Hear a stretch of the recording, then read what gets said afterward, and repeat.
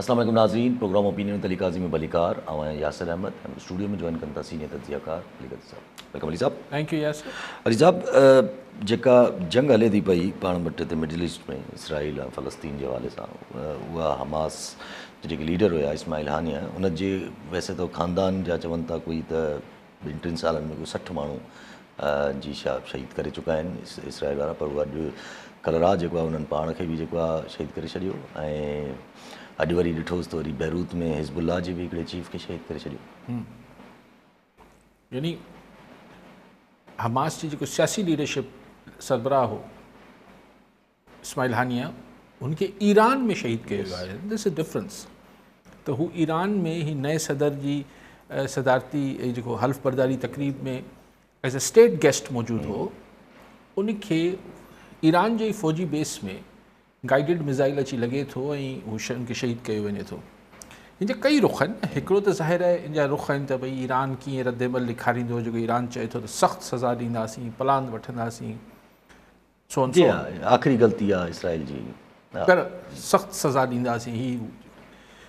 हिकिड़ी जेका ॻाल्हि आहे त छा एतिरी टेक्नोलॉजी आहे ईरान वटि जो हू किथे बि कहिड़े बि मुल्क में इहो सभु कुझु ईअं माण्हुनि खे टारगेट करे मारे सघे पियो।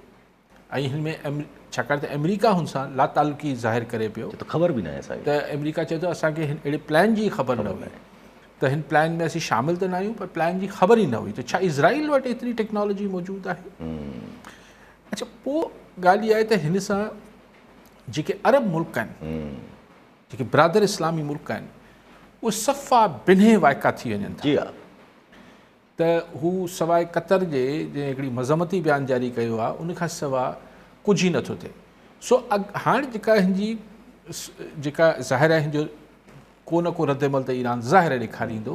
ऐं छाकाणि त ही ईरान जी सिर्फ़ु हमास लीडरशिप खे मारणु मसइलो न आहे। ॻाल्हि इहा आहे त ईरान में पोइ ईरान जो को बि जेको अहम शख़्सियत आहे, इवन पंहिंजो ईरान जो पंहिंजो यस, को अहम सियासी या रूहानी शख़्सियत हुजे ईरान जी, या हुननि जा फ़ौजी ठिकाणा हुजनि, या हुननि जो जेको बि आहे, माना कुझु बि महफ़ूज़ न आहे। त ईरान हिन ते रद्देमल त शदीद ॾींदो। त अच्छा, हाणे रद्देमल ॾींदो त छा हिकिड़ी फुल स्केल वॉर शुरू थींदी? छाकाणि त इहो पाण खे सम्झ में अचे थो त लबनान में बि अॼु जीअं तव्हां ॿुधायो पिया त हुननि जे बि हिकिड़े हिज़बुल्लाह जे जनरल खे मारियो अथनि, ऐं फ़लस्तीन में त कनि पिया। पर इज़राइल वटि जेको हिकिड़ो आम ख़बर आहे, आम राज़ कोन्हे त ईरान वटि एतिरी मिलिट्री पावर, इज़राइल वटि एतिरी मिलिट्री पावर आहे जो हिकिड़े ई वक़्त में लबनान खे, बैरूत खे, ही गज़ा वारनि खे, गज़ा वारा त वीचारा बसि मरण लाइ वेठा आहिनि, हू त रेज़िस्ट कनि ई कोन पिया। यानी ॿिए लफ़्ज़नि में हमास खे ऐं ईरान खे एट अ टाइम हिकिड़े ई वक़्त में हू मुंहुं ॾेई सघे थो। पंहिंजो मतिलबु थींदो त हिकिड़ी फुल फ्लेजेड वॉर डिक्लेयर थी वेंदी। ऐं फुल फ्लेजेड वॉर में जेसि ताईं इज़राइल खे इजिप्ट जहिड़ो मुल्क जेको उनजे पाड़े में वेठो आहे थ्रू अमेरिका, हा, हाणे अगरि उहो न्यूट्रली रहे थो, बल्कि कंहिं हद ताईं इज़राइल जी हिमायत रखे थो, ऐं असांजा जेके ही OIC वारा, सऊदी अरब ऐं ही अरब मुल्क जेके आहिनि, इहे बि ख़ामोश रहनि था, त पोइ सिनेरियो ईअं जुड़ी वेंदो त हिकिड़ी जंग लॻी रही हूंदी। रोज़ ख़बरूं ईंदियूं, हिन जो मिज़ाइल हुते लॻो, हुन जो मिज़ाइल हुते लॻो, हू कूड़ था ॻाल्हाइनि, हू सच था ॻाल्हाइनि। ऐं पोइ हीउ जेको ज़ुल्म ऐं जबर कयो, ऐं जेको फ़लस्तीन जो कॉज़ आहे, फ़लस्तीन ते जेको ज़ुल्म ऐं जबर कयो इज़राइल, कॉज़ आहे हुनजो, 1000 खनि माण्हू शहीद करे छॾियूं, ॿार बच्चा औरतूं, उहो हिकिड़े पासे रहिजी वेंदो। पोइ हिकिड़ी जंग आहे, पोइ जंग आहे त पोइ अचो, पोइ हाणे वेही ॻाल्हियूं कयूं, यानी वॉर ख़तमु कइबी।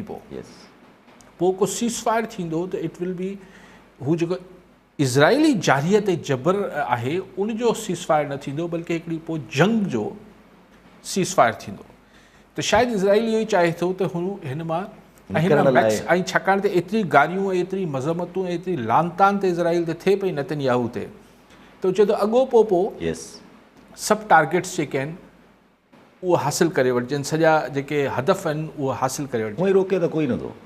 सो असां ॾिसो, अरब मुल्क जा जेके सरबराह जमहूरियतूं मौजूदु आहिनि कोन, बादशाह वेठा आहिनि, हुननि जा अमेरिका सां, यूरोप सां एतिरा हुननि जा वेस्टेड ज़ाती मुफ़ादात आहिनि जी हा। असांजो हा फाटे थो कुझु थी वञे हिननि मुल्कनि खे, बाक़ी हुननि खे को अहिड़ी का दिलचस्पी नथी हुजे। उहे असांखे ईअं ॿ टे रुपया ॾेई ख़ुशि करे वेठा हूंदा आहिनि। जी हा। सो बेसिकली इज़राइल, लेकिन हिन में थिए इहो पियो त इज़राइल एवरी डे हू जेको हिकिड़ो हॉलोकॉस्ट ऐं हिकिड़े पंहिंजे जेके हिकिड़ी मज़लूमियत जो हिकिड़ो हुननि ढकोसलो पैदा क्रिएट करे वेठा हुआ सेकेंड वर्ल्ड वॉर खां पोइ, त साईं असां वटि ज़ुल्म थियो, असीं त बसि वॾा टेररिज़म जा जेके आहिनि हू विक्टम आहियूं। हाणे हू बिल्कुलु धोपजी चुको आहे ऐं अहिड़ी हरकतूं। सो इहा शायदि ख़्वाहिश इज़राइल जी इहा ई हूंदी त हिकिड़ी फुल फ्लैजेड वॉर ईरान सां शुरू थी वञे, त पोइ हुन वॉर खे आख़िर में ज़ाहिर आहे अमेरिका इज़राइल सां गॾु बीहंदो, चवे थो त चाइना हू चए बि थो अमेरिका त असीं अगरि इज़राइल ते हमिलो थियो त असीं गॾु बीहंदासीं, त लामोहाला पोइ चाइना ऐं रशिया इनडायरेक्टली डायरेक्टली ईरान खे सपोर्ट कंदा, ऐं पोइ आख़िर में किथे ट्याकड़ी थींदी ऐं पोइ वॉर ख़तमु थी वेंदी, जंग ख़तमु थी वेंदी। उहो फ़लस्तीनीनि सां जेको कोस थियो, उन्हनि जो क़त्लेआम थियो, उन्हनि जो जेको अॼु जे दौर जो जेको ही नसलकशी हॉलोकॉस्ट के ज़माने में थी, पर अॼु जे दौर जी जेका नसलकशी उहो शायदि पोइ तारीख़ जे वर्कनि में गुम थी वेंदी। ऐं पोइ ज़ाहिर आहे जॾहिं अहिड़ी सूरत हाल थींदी आहे न, पहिरियां बि पाण में डिस्कस कयो आहे त ज़ाहिर आहे जॾहिं ईअं वॉर ऑल आउट थी ऐं असांजो हिकिड़ो वेरी क्लोज़ नेबर अगरि इन में मुलविस थियो त ज़ाहिर आहे पाकिस्तान ते रिपरकशन्स त ईंदा। बिल्कुलु ईंदा, लेकिन पाकिस्तान जेको पंहिंजो स्टांस पाण ॾिठो आहे हिन फ़लस्तीन इशू ते बि, त हू फॉरेन ऑफिस जे बयाननि ताईं ई महदूद रहे थी। जेतोणीकि JUI जलसनि ऐं मुज़ाहिरनि जो ऐलान कयो आहे, पर हिते जलसा जुलूस करण सां इज़राइल जी सिहत ते कहिड़ो असरु पइजी वेंदो? यस, लेकिन बहरहाल असर त सही, दुनिया जी मईशत अगरि वॉर लॻी वरी बाक़ाइदा फुल फ्लैजेड वॉर शुरू थी त ज़ाहिर पेट्रोल बि महांगो थींदो, सॼा रूट्स मुतासिर थींदा, ही जेके ऑयल गल्फ में हीअ जेको ईरान सां जेको सॼी आहे ट्रैफिक आहे ट्रेड जी, इहा मुतासिर थींदी। ज़ाहिर हिन सां वरी हिकिड़ी दुनिया में रिसेशन ऐं माशी दबाव ईंदो, उहो दबाव ईंदो। पाकिस्तान अॻु में ई दबाव में आहे, पाकिस्तान वटि अॻु में ई असांजी मईशत बीठल इन ॻाल्हि ते आहे। हाणे IMF चई छॾियो आहे, जुन ॿी बि S&P हा उन्हनि बि चई छॾियो त भई पाकिस्तान अगरि पंहिंजो कर्ज़ु चाइना, सऊदी अरब, UAE खां 3 खां 5 साल ताईं रोल नथो कराए, यानी मोखर नथो कराए, त बसि पोइ अला मालिक आहे। जी हा। त अहिड़ी माशी सूरत हाल में पाकिस्तान जी अॻु में ई हुजे, ऐं दुनिया में अगरि को माशी बहरान पैदा थियो हिन जंग जे करे, ज़ाहिर पाकिस्तान वधीक मुतासिर थी। ज़ाहिर आहे वधीक मुतासिर, पर सभु पाकिस्तान हिन वक़्तु पाण एतिरो फाथो पियो आहे पंहिंजी सियासी सूरत हाल में, जो सम्झ में ई नथो अचे त पाकिस्तान करे छा थो, कीअं छा तरीक़ो वञे थो पियो। के चवनि था पिया त इमरान ख़ान साहब ज़ाहिर नेगोशिएशन थिए थी, किथां फीलिंग अचे थी पई नथी थिए, किथां जीअं अॼु PTI जा माण्हू बि खणजनि था, सोशल मीडिया ते क्रैकडाउन बि हले थो पियो, छोकिरियूं तक सोशल मीडिया ते जेके उन्हनि खे जेके हॉस्टल में वेठल आहिनि उन्हनि खे बि खणी करे FIR दर्ज थियूं थियनि, त माना इहे बि फीलिंग अचे थी त वरी काॾा हू फीलिंग अचे थी त जॾहिं इमरान ख़ान साहब चए थो त भई मुज़ाकरात करण लाइ तयारु आहे। ॾिसो ॻाल्हि इहा आहे त ख़ान जेको मुज़ाकरात करण लाइ तयारु जी ॻाल्हि करे थो, उहो मूं तव्हांखे पहिरीं बि चयो त हीअ किथे अगरि पस मंज़र में किथे को ट्याकड़ी जी कोशिशि थिए पई त हीअ हुनजी फरमाइश ते अहिड़ा बयान ॾिए पियो, यानी ॻाल्हाइण लाइ त अॻु में बि तयारु हो, हिन में नई ॻाल्हि त कोई कोन्हे। जी हा, अॻु में बि हू चई रहियो हो त भई आऊं पावर जंहिं वटि आहे हुन सां जंहिं वटि पावर आहे हुन सां ॻाल्हाईंदसि, हिननि सां कोन ॻाल्हाईंदसि, नवाज़ शरीफ़ ऐं पीपुल्स पार्टी वारनि सां। हुन अचकज़ई खे हुन महिल बि मुक़ररु कयो, हींअर बि अचकज़ई वेठो आहे, चयो हुन सां ॻाल्हाए वठो। त हीअ त बयानु आउं सम्झां थो त हू जेके ट्याकड़ आहिनि उन्हनि जी फरमाइश ते ख़ान ॾिनो आहे, लेकिन अञा को ट्याकड़ी कामयाबु त न थी आहे न। अञा बि हीअ जीअं वठ पकड़ आहे सोशल मीडिया वारनि ते, हिन ते हुन ते, लेकिन हिन सां हासिलु छा थींदो? ठीकु आहे, तव्हां 1000, 1500, 2000, हाणे उन में जेके ज़ाहिरी तरह PTI जा वर्कर न बि हूंदा, सिर्फ़ु हामी हूंदा, उहो बि खणिजंदा, उहो बि ज़ाहिर खपा। पोइ FIA वारा, पुलिस वारा पंहिंजी बि किथां न किथां दोस्तियूं निभाईंदा, किथे पैसनि जो बि किसो हलंदो। माना हींअर त PTI जो नालो ईअं करे छॾींदा सोशल मीडिया जे हुन में त पैसा ॾियो या न तव्हांखे PTI जे नाले PTI जे किसे ॿधी वठूं। लेकिन again as a set this will not bring anything, छाकाणि त सीना गज़ट खे छा कंदा? जेका मक़बूलियत आहे उहो छा सोशल मीडिया जी मोहताज आहे छा? अगरि ही पंहिंजी जाइ ते, ॿी तरफ़ वरी पार्लियामान पंहिंजी जाइ ते, उहा बि कल्ह बिल अप्रूव कराए थी पई, पास करे थी बिल कमेटी मां, अॼु जे ॾींहं ते अप्रूव थो थी वञे। फुल मूड में आहे पार्लियामेंट बि, ठीकु आहे, भला सुप्रीम कोर्ट जो फ़ैसिलो रोंदड़ो आहे। उहो ई जेका ख़्वाहिश आहे त पार्लियामान जेको आहे ऐं जुडिशरी हिक ॿिए जे आम्हूं साम्हूं थी बीहनि। हिन बिल ते पाण कल्ह बि ॻाल्हायो, हाणे पार्लियामानी कमेटी भले मंज़ूर करे छॾे, थी सघे थो त ज़ाहिर क़ौमी असेंबली मंज़ूर करे वठंदी। हलो कानून ठही बि वियो, हिन कानून जी ज़ाहिर मक़सदु छा आहे कानून जो ठाहिण जो, त हीअ जेके माण्हुनि जिन्हनि सुन्नी तहरीक वारा आहिनि, PTI में न वञनि, ऐं PTI में न वञनि त जेके रिज़र्व सीटूं न मिलनि। छाकाणि हिन में इहो बि कानून लिखियलु आहे त जिन हेतिरे वक़्त ताईं न जमा करायूं, पंहिंजी पार्टी जे लिस्टूं न जमा करायूं आहिनि, उनखे सीटूं न मिलंदियूं। मक़सदु त इहो ई आहे न, सिधो मक़सदु आहे। छाकाणि त इलेक्शन कमीशन त पेर न झले सघी, त हाणे पार्लियामेंट खे बीहारे वेंदो साम्हूं। पोइ वरी हिकिड़ा अची ई जेके असांजा वकील साहिबान ऐं हीअ अची चवंदा, या जेके हुन टाइप जा तजिया निगार आहिनि, साईं पार्लियामान खे त सुप्रीम हूंदी आहे, पोइ पार्लियामेंट खे त जेको आहे उहो आवाम जी मैंडेट हूंदी। भई ॻाल्हि इहा आहे त अगरि इहो कानून साज़ी मैरिट ते थी रही हुजे हा, त हिन फ़ैसिले खां अॻु करे वठंदा न, त पोइ त चइजे हा त सुप्रीम कोर्ट चढ़त कई आहे। यस, पार्लियामेंट जे फ़ैसिले खे, ऑल्दो इहो माज़ी में सुप्रीम कोर्ट पार्लियामेंट जी पास कयल तरमीमनि खे ॿुधाए छॾियो आहे, लेकिन जंहिं ते वॾो बहस थियो त भई आख़िर केरु सुप्रीम आहे। पर हाणे त सुप्रीम कोर्ट हिकिड़ो फ़ैसिलो करे वेठी आहे त पार्लियामेंट हुनखे अंडू करण लाइ, हुन फ़ैसिले खे रोकण लाइ अगरि हिकिड़ी कानून साज़ी करे पई, त टकराव में अचिणो आहे। ॿियो छा, ख़्वाहिश इहा ई आहे। ऐं पोइ टकराव में ॻाल्हि इहा आहे त एग्जीक्यूटिव त बहरहाल पार्लियामेंट जे हथ वस आहे, पोइ बसि हिकिड़ी स्टेलमेट क्रिएट करणी आहे, जंहिंमें जजनि खे चयो वेंदो त भई अगरि तव्हांजो फ़ैसिलो आहे पर असीं मञूं नथा, छा करे वठंदो, आख़िर में छा करे वठंदो। ट्रिब्यूनल सड़नि थी पयूं, ट्रिब्यूनल सड़नि थी पयूं। मां चयो जज जॾहिं छा करे वठिबो, त ट्रिब्यूनल्स त आहिनि न पंहिंजी जाइ ते। उहो त ठीकु आहे, उहो त फॉर्म 45, 47 वारो किसो आहे न। आउं चाहियां थो त जीअं सुप्रीम कोर्ट जो फ़ैसिलो पंजाब ऐं KP में इलेक्शन करायो, जी हा, हुन महिल शहबाज़ हुकूमत PDM सरकार न कराया या इलेक्शन कमीशन न कराई, त सुप्रीम कोर्ट छा करे वरितो। त जॾहिं पोइ इहो थींदो आहे त हीउ बिल्कुलु ब्रेक डाउन ऑफ कॉन्स्टिट्यूशन थी वेंदो। ही आइन जो बिल्कुलु यानी हिकिड़े अणचयल अंदाज़ में मुअत्तल थी वेंदो। त सुप्रीम कोर्ट हुकुम ॾिए पई, हुकूमत चए थी नथा मञूं, त जज साहिबान छा करे वठंदा, तौहीन अदालत जो नोटिस मोकिलींदा, नथा अचूं।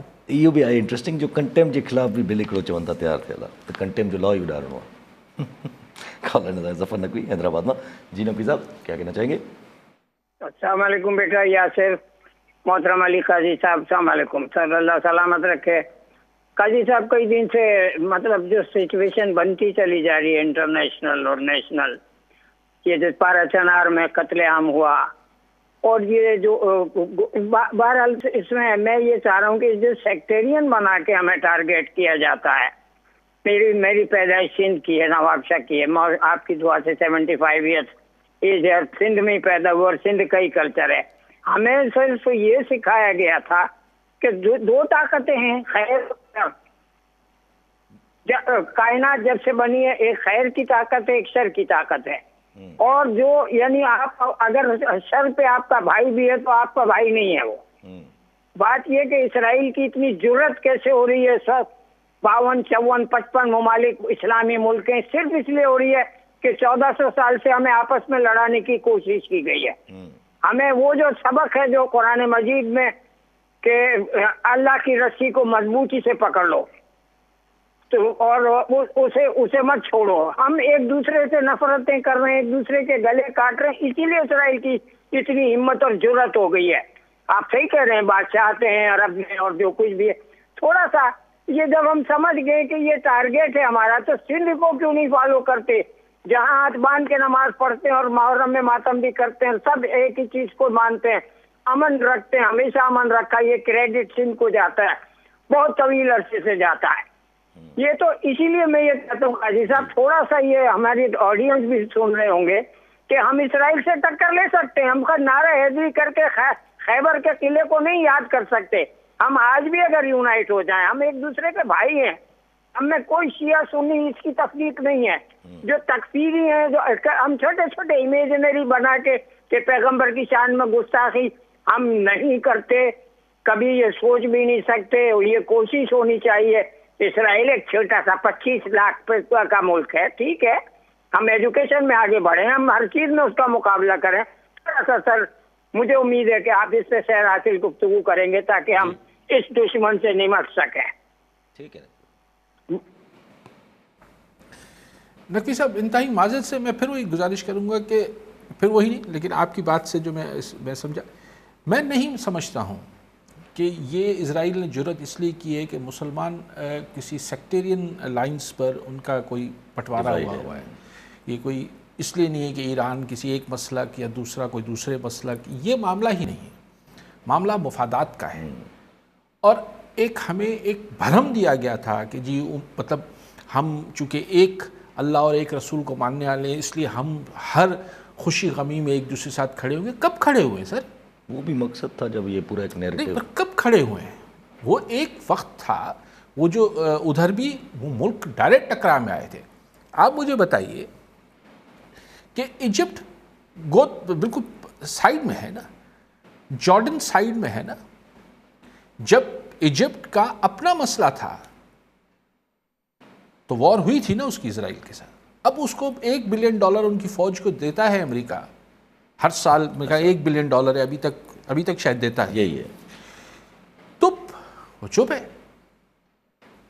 सऊदी, अब मैं किसी मुल्कों के क्या नाम लूँ, मतलब बात इसमें मैं नकी साहब इंतहाई माजरत से मैं समझता हूँ ये अपने मुफादात हैं।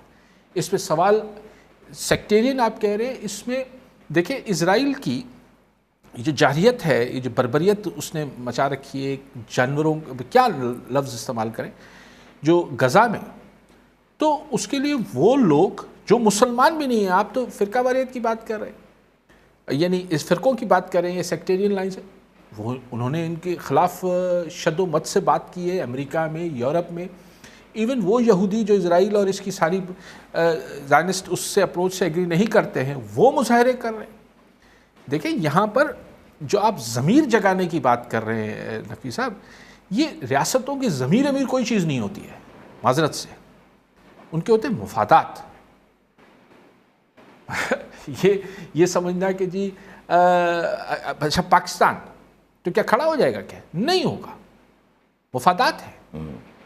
और इस क्या ये हमारी मिडल ईस्ट में अरब रियासतें खड़ी हो जाएंगी क्या? नहीं, अभी तक वो ही नहीं कैंसिल किया, रिकग्निशन नहीं खत्म कर रहे जो की थी अभी, जो तस्लीम किया था इजराइल को यूएई और इन्होंने, तो क्या वो सिर्फ वापस ले? ये सेक्टेरियन लाइंस नहीं है, ये इंटरेस्ट और मुफादात।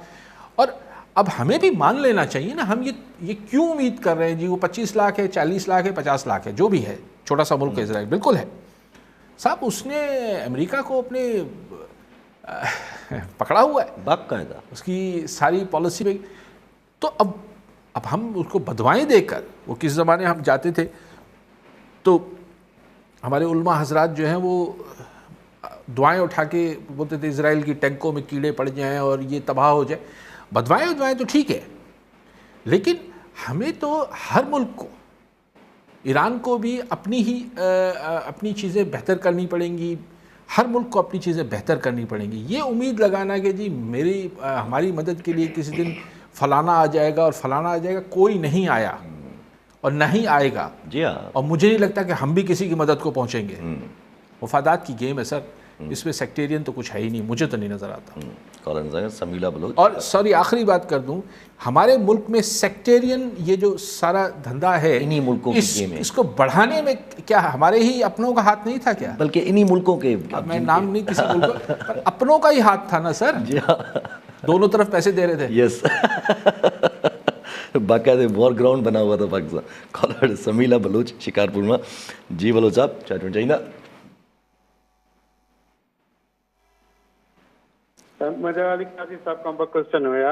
हिकिड़ो क्वेश्चन इहो आहे त जेका इमरान खान ऐं जेको एस्टेब्लिशमेंट जे विच में फाइट हले थी, उहो चवनि था त 9 मई ते सॉरी करे त हुन खां पोइ ई रिलीफ ॾींदासीं, जेको एस्टेब्लिशमेंट चाहे थी, पर उहो इमरान खान सॉरी करण लाइ तयारु न आहे।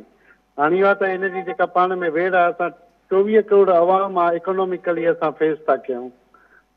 ऐं ॿियो मुंहिंजो क्वेश्चन इहो आहे त जेको NA 130 नवाज़ शरीफ़ जो जेको हाणे इंक्वायरी शुरू थी आहे रिज़ल्ट्स जी, त उहे हैरान कुन इंकशाफ़ात थिया आहिनि।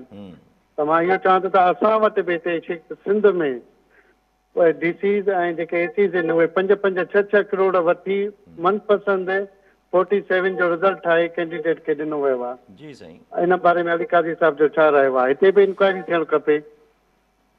जी मनु साहब, इहो चवणु त इहो सॉरी चवणु ऐं न चवण ते झगड़ो आहे, ऐं थोरो मथे चढ़ियल आहे कसो। इहे त सॉरी वरी त हिकिड़ी ॻाल्हि आहे, हीअ त ॿिए खे ॾिठो करणु आहे। पोइ सॉरी इमरान ख़ान करे चवंदो, जंहिं ॾिठो हाणे सॉरी थी वियो आहे त माना ॾोह जो एतिराफ़ थी वियो, त हाणे ॾोह त सही तमामु संगीन आहिनि, त माफ़ी त मिली नथी सघे। ऐं ॾोह मामला न आहिनि। अगेन क्वेश्चन आहे त हर को पंहिंजे सर्वाइवल जी, मतिलबु ॾिसो न, हिन ॻाल्हि खां तव्हां छा इनकार कंदो? केर बि करे सघे थो छा?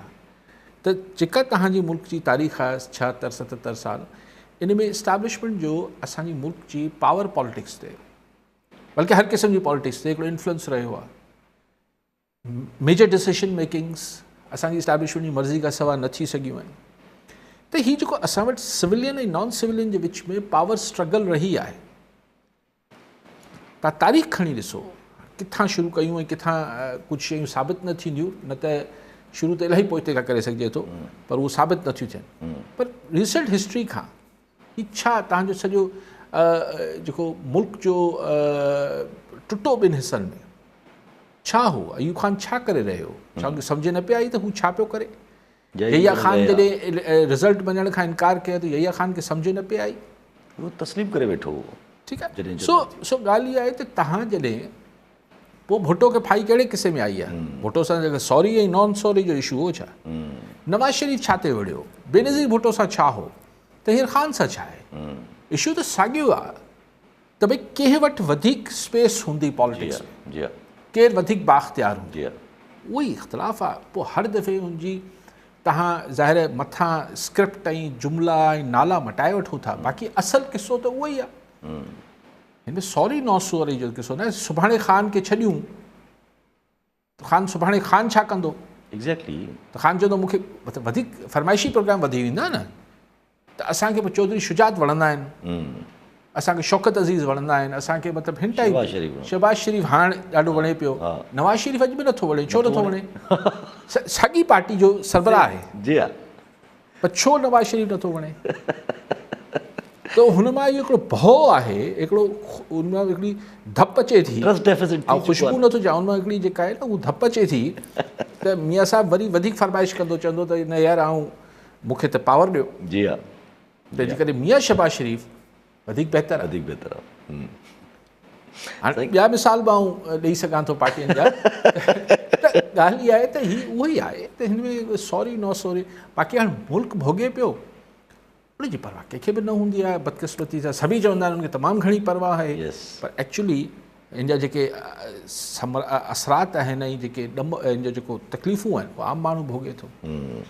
अच्छा, साईं ॻाल्हि कई NA 130 वारी, बाक़ाइदे जेका रिपोर्ट आई आहे हिकु, कीअं जारी कई आहे? जीअं पिलदार था ईअं ई ऑब्ज़र्वर आहिनि पाकिस्तान जा, पहिरियां बि ॾेई चुका आहिनि ॿ टे रिपोर्ट। उन्हनि रिपोर्ट ॾी त 130 में वाक़ई उन्हनि जेके इंकशाफ़ कया आहिनि, उन्हनि चयो त भई 70% समवेयर 70% नेशनल असेंबली में वोट प्रोविंशियल असेंबली खां वधीक पियो आहे। कीअं मतिलबु? मतिलबु प्रोविंशियल असेंबली ऐं नेशनल असेंबली साॻियो ई बैलेट हूंदो आहे, माना की 5 साॻा मिलंदा आहिनि, पर प्रोविंशियल असेंबली ते वोट घटि आहिनि टर्नआउट, नेशनल असेंबली ते वोट टर्नआउट वधीक आहे। 70,000 जो 70% 70,000 वोट जो फ़र्क़ु आहे। ऐं चयो वियो आहे त सभिनी खां रिग्ड तरीक़े, मोस्ट रिग्ड कॉन्स्टिट्यूंसी, सभिनी खां वधीक धांधली शुदा जेको तक आहे मियां नवाज़ शरीफ़ खटियल आहे। यानी केतिरो जेको आहे तव्हां सम्झो त मैंडेट सां नवाज़ शरीफ़ साहिबु MNA थियो आहे, त सभिनी खां वधीक धांधली शुदा तक तां करार ॾिनो वियो आहे NA 130। सो उन ते छा साईं चयो त? साईं चयो त इहे किसा त सिंध में बि आहिनि, इहे किसा। हा, पोइ उन ते तव्हां कॉल वठो, पोइ ॻाल्हाईंदा। अब्दुल सबूर सुमरो शिकारपुर मां। जी सुमरो साहब, छा चवणु चाहींदा? यासिर साहब, अस्सलाम वालेकुम कारी साहब। वालेकुम सलाम। इमरान ख़ान मुतलिक़ ॻाल्हियूं हलियूं ने, त उहो जेको आहे माना डायलॉग करे थो, त इमरान ख़ान निकिरी करे बि कंदो छा, हुन वटि टीम न आहे।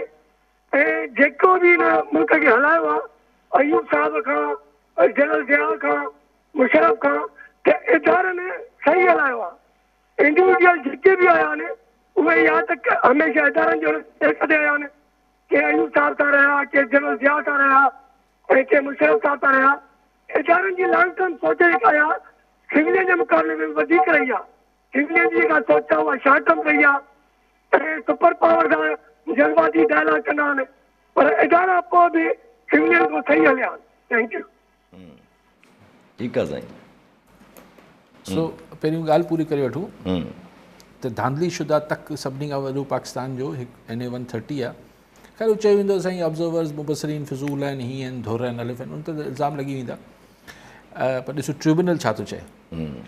अच्छा, जेका ॿी साईं सिंध चयो त सिंध में बि ईअं थियलु हूंदो।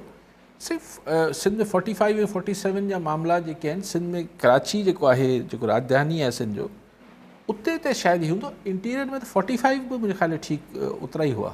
ख़बर न आहे भई साईं, ख़बर न आहे सही। उते उन्हनि पको बंदोबस्तु कयो त 45 खे बि ठीकु ई रखियो हूंदो। बाक़ी कराची में इहो थियो 47, पर इंटीरियर में बि थियो हूंदो। हा, ॾिसो उमेद ई लही वञे थी जॾहिं इलेक्शन ई फेयर नथा थियनि, भले हिकिड़ो तक बि हूंदो त ज़ाहिरी ॻाल्हि आहे ऑटोमेटिकली उमेद ई ख़तमु थी वञे थी त यार हाणे छा आहे, पोइ माण्हुनि जी मर्ज़ी खे तव्हां एक्सेप्ट करण लाइ तयारु न आहियो, माण्हुनि जी ख़्वाहिश खे एक्सेप्ट करण लाइ तयारु न आहियो। अच्छा, पोइ जेके चूंडिजी अचनि था हू बि चवनि था यार हुननि खे त अंदरां ख़बर हुजे थी त यार आउं DC खां ई पैसा ॾेई या मथां सिस्टम जे तहत ऐं MNA MPA थियल आहे, माण्हू छाजे लाइ ॿुधिजे एतिरी, अहिड़ी माण्हुनि जो लाचार छाजे लाइ हुजे। हीअ जेको माण्हू रड़ियूं कंदा साईं असांजी केरु ॿुधे नथो MPA MNA, छो ॿुधे साईं? तव्हांजी वोट ते कामयाबु थियो आहे छा? ऐं तव्हां सो बदकिस्मती आहे इहो त जॾहिं सभु ठीकु थींदो त हीअ बि ठीकु थींदो साईं। बाक़ी सबूर साहिब जी ॻाल्हि मूंखे असांजी आवाज़ु ब्लास्ट थियो पिए शायदि। अचूं कॉलर वठी, ख़ालिद हुसैन बेलार हैदराबाद मां। जी बेलार साहब, छा चईंदा? कराची मां। जी बेलार साहब, आवाज़ अचे पियो? जी साईं अचे पियो। हेलो जी साईं आवाज़ अचे पियो। साईं नंढड़ी गुज़ारिश ही, जेको इसराइल जेको हमिलो कयो आहे ईरान ते, मुंहिंजो हिकिड़ो सुवाल हो काज़ी साहिब खां त छा इहा वक़्त जी चूंड सही हुई जिते 400 मुल्कनि जा सरबराह मौजूदु आहिनि ईरान में ऐं उते इहो हमिलो था कनि? हिकिड़ो सुवाल इहो आहे। ॿियो सुवाल इहो आहे त ईरान त सदाईं इसराइल सां अमेरिका सां कशीदगी हुनजी हले थी पई, हो सदाईं हाई अलर्ट हूंदो आहे, पर ज़ाहिरी ॻाल्हि आहे कल्ह त तमामु वॾे पैमाने ते हाई अलर्ट सिक्योरिटी हूंदी। पोइ छा चइजे, सिक्योरिटी लेस चइजे या ॿी का शइ चइजे? थोरो गाज़ी साहिब खां सम्झण पिया चाहियूं त छा थी वियो, छा ॻाल्हि आहे, अॻिते छा थींदो? ज़ाहिरी ॻाल्हि आहे नुक़सानु त तमामु वॾो थियो आहे। 400 मुल्कनि जा इस्लामी सरबराह उते आया आहिनि ऐं ईरान जी सिक्योरिटी त हूअं ई हाई अलर्ट हूंदी आहे, कल्ह त अञा वधीक हाई अलर्ट हुई। पोइ एॾो वॾो हादसो थियो ईरान जी सिक्योरिटी जे लाइ, छा चइजे, कीअं चइजे? हिकिड़ो ईअं क्वेश्चन मार्क उभरे पियो ऐं काज़ी साहिब खां वधीक सम्झण जी कोशिशि कंदासीं। ठीकु साईं। सबूर साहिब छा चवनि? सबूर साहिब चयो त डायलॉग छो थो करे इमरान ख़ान साहिबु, कहिड़ो ॿाहिरि निकिरी करे कुझु करे वठंदो? हू चवनि था त हुकूमत जेके सिविलियंस आहिनि उन्हनि को कमी न कयो आहे, इदारा न हलिया आहिनि उन्हनि जे दौर में, इदारा रुगो जेको आहे उहो उन्हनि जे दौर में सही हलिया आहिनि। सही आहे। सबूर साहिब जी आवाज़ में लॻे थो थोरी एज हूंदी सबूर साहिब। त सबूर साहिब ज़िया खां पहिरीं जेको तव्हां चओ था वॾा कम ज़िया उल कराया, शिकारपुर ऐं हिते ई जेको तव्हां अॼु बिरादरियुनि जा ई माण्हू मरनि था, ई धाड़ेल, इहो ज़िया खां पहिरीं हुआ छा? इहो पुछां पियो। अगरि छाकाणि एज साईं जी लॻे थी त साईं उहो दौर बि साईं खे यादि हूंदो, चेक करे वठनि। बाक़ी साईं जो मौक़ुफ़ आहे, ऐं त छा थो चई सघां। बेलार साहिबु, ही 400 इस्लामी मुल्क किथां अची विया दुनिया में? मूंखे सम्झ न आहे। 400 त मुल्क बि न आहे। 400 त मुल्क ई न आहिनि। अच्छा, 400 अगरि हिकु मुल्क मां 40 माण्हू 50 आया हुजनि त पोइ ठीकु आहे, मां मूंखे ख़बर न आहे, पर 400 मुल्क त साईं थोरो बेलार साहिबु आहिनि कोन दुनिया में मुल्क। तव्हां जेको चओ पिया ज़ाहिर आहे, मूं बि पंहिंजे इंटरव्यू में ॻाल्हि कई त इहा ॻाल्हि हिकिड़ी ख़ुदि हिकिड़ो अलॻि मौज़ू आहे त छा ईरान में या दुनिया ईरान में थी सघे थो त इज़राइल दुनिया जे कंहिं बि मुल्क में जी ईअं ओचितो कंहिं बि माण्हू ते कंहिं बि ठिकाणे ते लफ़्ज़ ठिकाणो इस्तेमालु पियो कयां, उते स्ट्राइक करे सघे थो। मतिलबु हिकिड़ी लम्हा फ़िक्रिया हुजणु खपे वर्ल्ड पीस लाइ, ऐं ईरान त हिकिड़ो दुनिया जे अमन लाइ हिकिड़ो ख़तरो आहे। ईरान चवां पियो, इज़राइल, सॉरी इज़राइल। हाणे तव्हां जेको चयो पिया सिक्योरिटी लैब्स आहे, अगरि टेक्नोलॉजी एतिरी एडवांस्ड आहे इज़राइल वटि, ऐं जेको ईरान बि चए थो त हीअ अमेरिका जी टेक्नोलॉजी यूज़ थी आहे, पोइ लैब्स त न चई सघूं था, छाकाणि त हिकिड़ी दिफ़ा जी पोज़ीशन ई अगरि ईरान वटि न हूंदी, अहिड़े कंहिं हुनजा रेडार्स हुनखे कैच ई न करे रहिया हूंदा त मिज़ाइल खे कीअं काउंटर कंदा। त तव्हां जेको हिकिड़ो शक ॾेखारियो पिया, तव्हांजे सवाल मां उहो शक सम्झी सघां पियो। अहिड़ो त दुनिया में 100 कॉन्स्पिरेसी थ्योरीज़ हुजनि थियूं, बट एतिरी जेका ॾिसो हिकिड़ी इंसल्ट बि आहे त ईरान पंहिंजी सरज़मीन ते, यानी ही ईरान ते हमिलो आहे। जी हा, हिन में ठीकु आहे हिकिड़ो हाई प्रोफाइल इस्माइल हानिया शहीद थियो आहे, पर ही हिकिड़ो क्लियर कट ईरान जी सॉवरेनिटी हिकिड़े मुल्क जी ते हमिलो आहे। हिन खां घटि इहा ॻाल्हि ई न आहे। हिन ते छा पोइ भेरे जेको थियो हो ईरान सां, त पोइ ईरान हिकिड़ा 300 मिज़ाइल हिट कया हुआ, ड्रोन्स ऐं हू, जंहिंमां इज़राइल खे को फ़र्क़ु त कोन पियो, को उन्हनि जो नुक़सानु त कोन थियो, लेकिन हिकिड़ी हू रखियो वियो, भरम रखियो वियो त भई ईरान जेको आहे हू रिटेलिएट कंदो। भई हिकिड़ो ई दफ़ो हमिलो कयो, पोइ वरी ख़ामोशी सां उहा ॻाल्हि त भई इज़राइल कयो, असां कयो, ॻाल्हि वरी बराबरि थी वई। जॾहिं की हुन महिल बि त हाणे लेकिन मसइलो इहो आहे त छाकाणि त हिकिड़ी शख़्सियत तमामु हाई प्रोफाइल विज़िटिंग शख़्सियत खे, ईरान जे दोस्त खे, हमास जो सरबराह ईरान जो दोस्त, उनखे शहीद कयो वियो आहे, त इज़राइल ईरान छा सिर्फ़ु वञी 500 मिज़ाइल हणी छॾींदो ऐं इज़राइल ते, ऐं उहे हिते हुते जे इज़राइल जे ख़ाली इलाइक़नि में किरी पवंदा, त छा इहो स्कोर सेटल थी वेंदो? हिन जी बैलेंसिंग कीअं थींदी? इहो चइबो आहे न, ईरान त उहा ॻाल्हि करे थो न त आई फॉर एन आई, अखि जे बदिले अखि। त इस्माइल हानिया जो प्लान जॾहिं ईरान चए थो त असीं वठंदासीं, त छा कंहिं शइ ते इहो मञियो वेंदो त हा भई ईरान वाक़ई में, ऐं ज़ाहिर एॾी टेक्नोलॉजी ईरान वटि न आहे, ऐं इज़राइल उहे बि हिकिड़ो उन में रहंदो आहे, हिकिड़ी छा उहो प्रोटेक्शन, आयरन डोम चवंदा आहिनि। हा, आयरन डोम चवंदा आहिनि। आयरन डोम जेको आहे, जेको ईंदड़ मिज़ाइलनि खे हिन खे उहा अॻुवाट डिफ्यूज़ कंदा आहिनि। सो मूंखे ख़बर न आहे छा थींदो, पर आउं सम्झां थो त ईरान जी ही ईरान ते हमिलो आहे। ईरान हू जेका तव्हां जे तरफ़ इशारो कयो पिया, मूंखे फ़िलहालु अहिड़ी ॻाल्हि नज़र नथी अचे। कॉलर सां अकील अहमद शिकारपुर मां। जी अकील साहब, छा चवणु चाहींदा? जी अकील साहब। जी जी साईं। साईं अली काज़ी साहब असांजो सुवाल हो त सिंध में माना जेका ज़िले हुकूमत आहे ऐं लोकल गवर्नमेंट जेके हुकूमतूं आहिनि ऐं इदारा आहिनि, उन्हनि में करोड़े रुपया बजट अचे थी हर महीने, ऐं प्रॉपर कमु थिए नथो। ॿियो इहो आहे त राति हल्की बारिश पई आहे शिकारपुर में, त 10 कलाक बिजली बंदि आहे, हल्की बारिश जे करे बिजली बंदि आहे, ऐं उन रोडनि जी सफ़ाई न नाली। ऐं ॿियो इहो त जेके हिननि में एम्प्लॉई रखिया विया आहिनि लोकल गवर्नमेंट, उहे सभु आहिनि सियासी माण्हुनि जा, बंगलनि जा, ऐं मनपसंदि आहिनि, जेको कमु थिए नथो आहे। करोड़नि रुपयनि जी बजट हड़प थी वञे यूसीज़ में या हर लेवल ते, ऐं इन जो आख़िर हल छा थींदो? अली काज़ी साहब छा चवंदो इन जे बारे में? ठीकु आहे। म्यूनिसिपल कॉर्पोरेशन हैदराबाद में जेको अॼु थियो आहे, म्यूनिसिपल कॉर्पोरेशन जो इजलास जेको थियो आहे, पाण में विड़ी पिया आहिनि, हिक ॿिए खे चबा हुआ मूंखां, इवन औरतूं। अच्छा जी हा। अच्छा अच्छा, ये दिलचस्प, ये तो मंज़र आहिनि, जमहूरियत का हुसन आहे। पर मूंखे अक्सर माण्हू चवंदासीं करोड़ रुपया अचनि था लोकल बॉडीज़ में, पोइ खाइजी वञनि था, पोइ खाइजी वञे त करोड़ रुपया अचनि था। सही, ही जेके नुमाइंदा हर दफ़े तव्हां वोट वठी ऐं कमु नथा कनि, उहो बि ॾींदा, उहो ई खाइनि था न। पोइ तव्हां हर दफ़े वोट छो था ॾेई छॾियो? हलो केरु थो पैसा खाए? जेको बंगला वंगला तव्हां चओ था, ही बंगला छो आहिनि? तव्हां वोट था ॾियो सर। त आऊं त छा वधीक सभु ॻाल्हि आहे। हाणे भई मुंहिंजे के भाषण सां को करप्शन त ख़तमु कोन थींदी। बाक़ी जेको बरसाति ऐं बिजली आहे त असां वटि तबाही आहे, ऐं उनजो त को हाल ई कोन्हे। बाक़ी असां वटि NDA में PDA में ठहियलु आहे, अलाए छाजे लाइ अच्छा हिकिड़ो ॿ टे ॻाल्हियूं रखी टाइम थोरो घटि आहे त अॼु चेयरमैन बि आर अचानक सां रिज़ाइन ॾेई छॾियो, रिटायरमेंट अनाउंस करे छॾी। हालांकि हुननि जो टाइम हुयो अञा, पर ख़बर न आहे। पर प्राइम मिनिस्टर हुन ते इल्ज़ाम बि हुयो ॿ टे ॾींहं पहिरियां त तव्हां जेको ॻाल्हियूं कजो, अगरि लिकायो था त साम्हूं टेबल ते रखी छॾियो। चेयरमैन बि आर त वियो, पर ॿ ॻाल्हियूं नंढियूं रखी छॾियो। हिकिड़ो फवाद चौधरी साहिबु चवे थो त वज़ीर जेके आहिनि उहे पंहिंजा सामान पैक करणु शुरू थी विया आहिनि। ॿिए तरफ़ मोहम्मद अली दुरानी साहिबु चवे थो त Imran Khan will come out as a Nelson Mandela. As Nelson Mandela. सही हाणे तव्हां आख़िरी 1.5 मिंट में मूंखे चओ था त नेल्सन मंडेला जी तारीफ़ तव्हां बि ज़्यादती था कयो। असांखे किथे फसाए पोइ इहे मौज़ू बाद में था खोलियो। जी हा, उन ते डिस्कस कंदा रहंदा। मुख़्तसिर आहे। You see, I don't know whether he'll come out as Nelson Mandela or as Imran Khan or as what.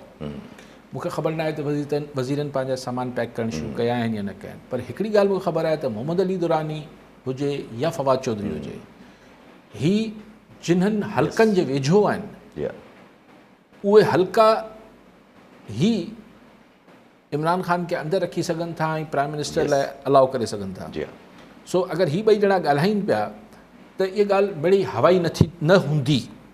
पर आउं हिननि जहिड़े माण्हुनि जी गुफ़्तगू ते पंहिंजो तजुर्बो करण खां न कंदो आहियां, रिलाए न कंदा। मुंहिंजो पंहिंजो ई हिकु अरसे खां हिकु कंसिडर्ड ओपिनियन आहे कि ॾिसो, एतिरो पब्लिक ओपिनियन, मईशत जी ख़राबी, ही सॼो जेको ख़िते में थिए पियो, हाणे ईरान ही जेको थिए पियो, इहे सभु प्रेशर्स आहिनि। हुन महिल मुल्क खे वापसि हिकिड़ी ऑर्डर में आणण जी ज़रूरत आहे। ऐं अगरि ही न आणींदा त पोइ शक पैदा थी वेंदो त छा नियत छा आहे। आउं त सिर्फ़ु एतिरी ॻाल्हि कयां पियो, छाकाणि त सभिनी खे नज़र अचे पियो it's writing on the wall. साम्हूं मुंहिंजी नज़र बि कमज़ोर आहे, मूंखे नज़र पियो अचे त भिति ते छा लिखियलु आहे, त छा वसथड़ियुनि खे न पियो नज़र अचे। सो कॉमन सेंस इहो चए थो त ही मामलात निबरंदा। कहिड़ी सूरत में निबरनि था, कंहिंखे छा हासिलु थिए थो, केरु नथो थिए, उहो हिकिड़ी बारीकियूं आहिनि ऐं तफ़सीलात आहिनि। लेकिन ही कंपनी ईअं नथी हली सघे। हिन कंपनी जो मतिलबु हाणे अब गई या तब गई आहे वारी ॻाल्हि आहे। लेकिन बहरहाल ईअं पेर ॿधी मोहम्मद अली दुरानी चई सघे थो या फवाद चौधरी चई सघे थो, छाकाणि त हिननि जा पंहिंजा कनेक्शन्स आहिनि, या फैसल वावडा चई सघे। जी हा, फ़िलहालु घुमा। ठीकु आहे, वॾी महिरबानी साहिबु। नाज़रीन, अॼु प्रोग्राम जो वक़्तु पूरो थियो। वरी मिलंदा ईंदड़ प्रोग्राम में। दुआ में।